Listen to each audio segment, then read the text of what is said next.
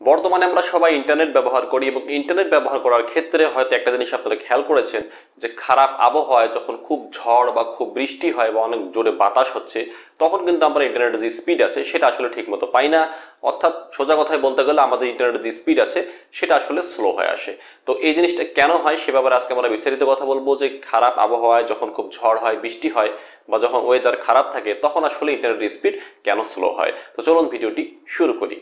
তো প্রথমেই কথা বলে আসলে মোবাইলের মাধ্যমে আমরা যে ইন্টারনেট ইউজ করি বা কল করি সেক্ষেত্রে আসলে কি ঘটে। তো আমরা মোবাইলের মাধ্যমে যে ইন্টারনেটটা ইউজ করি সেটা আসলে আমাদের মোবাইল যে টাওয়ার আছে সেই টাওয়ারের থ্রু কিন্তু আমাদের মোবাইল ফোনে আসে এবং তারপরে কিন্তু আমরা কল করতে পারি বা আমরা বিভিন্ন যে ইন্টারনেট আছে সেটা কিন্তু ইউজ করতে পারি। তো মোবাইল টাওয়ারের মাধ্যমে যে ইন্টারনেটটা আমাদের মোবাইলে আসে বা যে সিগন্যালটা আসে সেটা আসলে রেডিও ওয়েভের মাধ্যমে আমাদের মোবাইলের সাথে কানেক্ট হয় এবং তারপরে কিন্তু আমরা ইউজ করতে পারি। এবং এই রেডিও ওয়েভটা কিন্তু আপনার থ্রু দ্য এয়ার অর্থাৎ বাতাসের মাধ্যমে পরিভ্রমণ করে আমাদের মোবাইলে কিন্তু আসে। তো যখন আসলে বাতাসের যে চলাচলটা স্বাভাবিক থাকে, আপনার বাতাসের যে প্রবাহ সেটা স্বাভাবিক থাকে, তখন কিন্তু আসলে আমাদের মোবাইলের যে ইন্টারনেট আছে যে রেডিও ওয়েভটা আসে টাওয়ার থেকে সেখানে কিন্তু কোনো বাধার সৃষ্টি হয় না, সেখানে কিন্তু কোনো প্রবলেম হয় না, যার ফলে আমরা কিন্তু সহজেই আমাদের মোবাইল ফোনে যে ইন্টারনেটটা আছে সেটা কিন্তু আমরা ইউজ করতে পারি মোবাইল টাওয়ারের মাধ্যমে। বাট যখন এই বাতাসটা অত্যাধিক পরিমাণে বেড়ে যায়, সেখানে ঝড়ো আবহাওয়া আসে বা সেখানে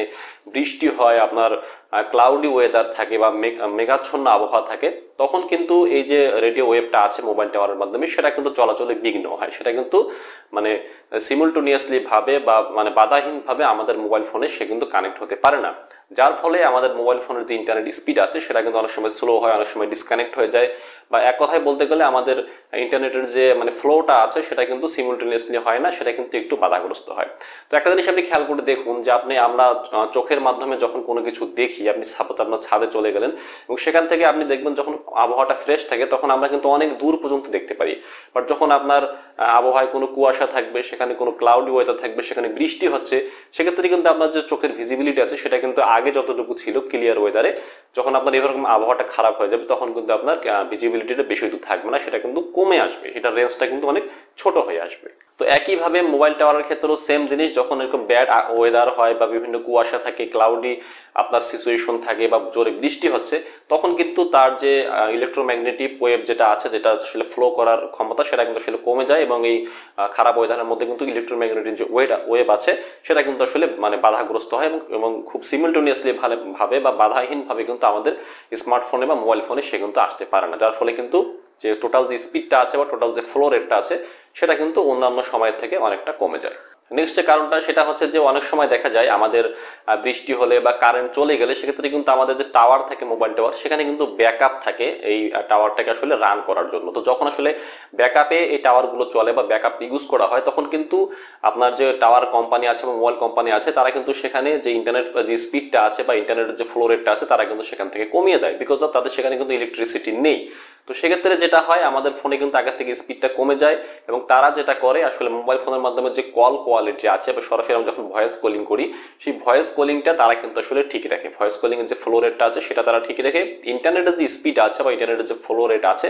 সেটা কিন্তু তারা অনেক সময় কমে যায়। এই জন্য আপনি খেয়াল করে দেখবেন যে অনেক সময় কারেন্ট চলে গেলে বা কারেন্ট 5 ঘন্টা 6 ঘন্টা না থাকলে আমাদের মোবাইলে দেখা যায় অনেক সময় 4G থাকে না, সেখানে কিন্তু অটোমেটিক্যালি 3G তে সুইচ করে, বিকজ অফ তার যে 4G রান করার জন্য যে পাওয়ারের প্রয়োজন সেই পাওয়ারটা কিন্তু তার কাছে নেই। সো অবভিয়াসলি সেখানে কিন্তু অটোমেটিক্যালি ইন্টারনেট স্পিডটা কমিয়ে সে মানে একটা সিমিলটেনিয়াসলি বা একটা মানে নির্দিষ্ট একটা স্পিড যেন সবসময় বজায় রাখে আপনার ব্যাকআপটা দিয়ে সেভাবেই কিন্তু আসলে যে ফোন কোম্পানি আছে তারা কিন্তু তাদের টাওয়ারটাকে সেট করে। এবং পরবর্তীতে যখন ইলেকট্রিসিটি চলে আসে তখন আগের মতোই কিন্তু যেভাবে স্পিডটা দেওয়ার কথা ছিল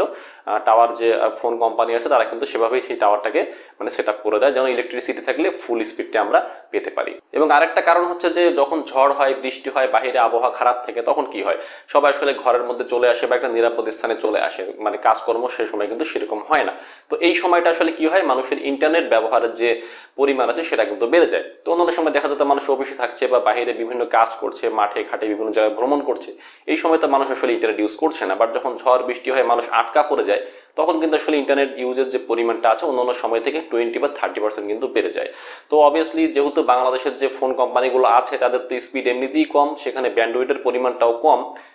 আমাদের যে মোট টোটাল জনসংখ্যা আছে বা মোট যে কনজিউমার আছে সেই তুলনায়। তো সেক্ষেত্রে অন্যান্য সময় যে স্পিডটা আমরা পেতাম সেক্ষেত্রে ব্যান্ডউইথ কম থাকার কারণে যে ওভার ক্রাউড যখন হয়ে যায়, সেখানে বেশি পরিমাণে মানুষ ইউজ করে আপনারা ইন্টারনেট, তো সেক্ষেত্রে কিন্তু অটোমেটিক্যালি আমাদের যে ইন্টারনেট আছে সেটা কিন্তু আগের থেকে স্লো কাজ করে। তো এই জিনিসটা আসলে এই জন্যই হয়, সেখানে যখন কনজিউমারের মানে বেশি পরিমাণে এঙ্গেজ হয়ে যায় সেজন্যই তখন কিন্তু আসলে ইন্টারনেট যে পরিমাণটা আছে সেটা স্লো হয়ে যায়। এই জন্য একটা জিনিস আপনি খেয়াল করে দেখবেন যে একেবারে রাতের দিকে, রাত 2টা থেকে 3টার দিকে বা একেবারে ভোরে যখন মানুষ ঘুমিয়ে থাকে, তখন দেখবেন যে আপনি ইন্টারনেটের যে স্পিড আছে আপনার মোবাইল ফোনে সেটা আপনি দেখবেন যে 15 বা 20 এমবিপিএস কিন্তু 20 এমবিপিএস পর্যন্ত কিন্তু অনেক সময় আমরা পেয়ে থাকি। বাট দেখা যাবে যখনই আসলে সময় বাড়তে থাকে দুপুর 10টা 11টা 12টা বাজে, তখন কিন্তু আমরা দেখা যাবে 2 এমবিপিএস বা 3 এমবিপিএস আমাদের ইন্টারনেটের যে স্পিডটা আছে সেটা আসলে চলে আসে। তো বোঝা যাচ্ছে যে আমাদের আসলে ইন্টারনেটের স্পিড আছে বাট আমাদের ব্যান্ডউইথের পরিমাণ কম, যার কারণে যখনই সেখানে ক্রাউড বেশি হয়ে যায়, বেশি পরিমাণে কনজিউমার সেখানে চলে আসে, সেখানে কিন্তু ইন্টারনেটের যে স্পিডটা আছে সেটা আসলে সবার মধ্যে ডিস্ট্রিবিউট হয়ে যায় এবং যার ফলে আমরা ইন্টারনেটের কিন্তু সঠিক স্পিডটা পাই না। সো এবার আসি ব্রডব্যান্ডের ক্ষেত্রে আসলে কি ঘটে। তো ব্রডব্যান্ড যেহেতু আসলে ওয়্যার্ড ইন্টারনেট, সেটা যেহেতু তারের মাধ্যমে সেই ইন্টারনেটটা আসে, তো সেক্ষেত্রে আপনার যদি ইলেকট্রিসিটি কোনো কারণে চলে যায় বা ব্যাড ওয়েদার হয়, সেক্ষেত্রে কিন্তু খুব একটা প্রভাব সেখানে পড়ে না। বাট যদি ইলেকট্রিসিটি চলে যায় এবং তার যদি সেখানে ব্যাকআপ না থাকে ব্রডব্যান্ডের এখানে বা আপনার এখানেও ব্যাকআপ না থাকে, সেক্ষেত্রে কিন্তু ইন্টারনেটের লাইনটা আপনি পান না। বাট অনেক সময় যারা আসলে ফাইবার অপটিক্সের কেবল ইউজ করে, তো সেক্ষেত্রে যদি ব্যাকআপ থাকে সেক্ষেত্রে আপনি কিন্তু ইন্টারনেটটা সিমultaneously আপনি ব্যবহার করতে পারেন। তো সেক্ষেত্রে আপনার বৃষ্টি হলো বা খারাপ ওয়েদার হলো কিনা সেক্ষেত্রে কিন্তু খুব একটা প্রভাব ফেলে না আপনার যে ওয়্যার্ড ইন্টারনেট আছে বা ব্রডব্যান্ড লাইন আছে সেখানে। তো যদি হেভি কোনো বৃষ্টি হয় বা হেভি রেইন হয়, সেক্ষেত্রে মাটির নিচে যে যদি কোনো লাইন থাকে আপনার ওয়্যার্ড ইন্টারনেটে, সেক্ষেত্রে সেই লাইনটা নষ্ট হওয়ার সম্ভাবনা থাকে বা সেখানে কোনো আপনাদের সিগন্যালগত প্রবলেম হলেও হতে পারে। বাট নর্মালি যদি কোনো জোরে বৃষ্টি হয় বা আপনার ক্লাউডি ওয়েদার থাকে, সেক্ষেত্রে কিন্তু আপনার ওয়্যার্ড যে ইন্টারনেট আছে ব্রডব্যান্ডের কথা আমি বলছি, সেক্ষেত্রে খুব একটা প্রবলেম হয় না। তো ব্রডব্যান্ডের ক্ষেত্রে একটা প্রবলেম হতে পারে, সেটা হচ্ছে যদি আপনার যে সাবমেরিন কেবল আছে সাগরের মাধ্যমে যেটা আসে, সেখানে যদি মানে সাগর উত্তাল হওয়ার কারণে কোনো মানে দুর্ঘটনা সেখানে ঘটে, সাবমেরিন কেবল যদি ক্ষতিগ্রস্ত হয়, তো সেখানে শুধু ব্রডব্যান্ড না, আমাদের মোবাইলে যে ইন্টারনেট আছে সেটাও কিন্তু আসলে ক্ষতিগ্রস্ত হতে পারে এই সাবমেরিন কেবলের মাধ্যমে যে ইন্টারনেটটা আসে সেই কেবলটা যদি কোনো কারণে ক্ষতিগ্রস্ত হয়। আদারওয়াইজ আপনার ব্রডব্যান্ড আপনার যত ঝড়ই হোক, যত বৃষ্টি হোক,